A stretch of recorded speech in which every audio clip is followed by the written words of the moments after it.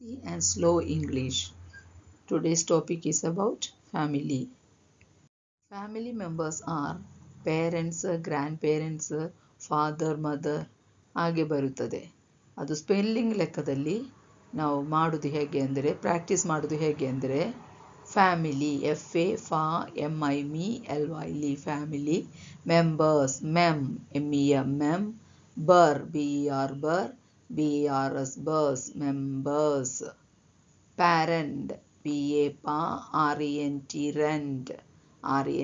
rents parents, grandparents GRAND RENTS grandparents.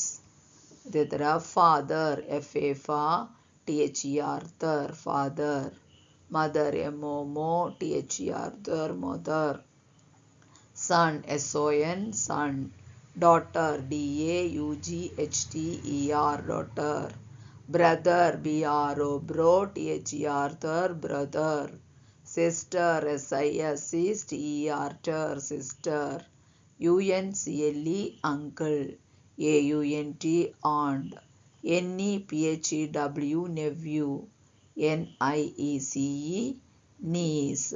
ಇದೇ ಥರ practice ಮಾಡಿದರೆ ಸ್ಪೆಲ್ಲಿಂಗ್ ಮಿಸ್ಟೇಕ್ ಇಲ್ಲದೆ ಓದಲಿಕ್ಕೆ ಬರಲಿಕ್ಕೆ ಸಾಧ್ಯವಾಗುತ್ತದೆ. ಹೆಚ್ಚಿನ ಮಾಹಿತಿಗಾಗಿ ಈ ಚಾನಲ್ ಸಬ್ಸ್ಕ್ರೈಬ್ ಮಾಡಿ.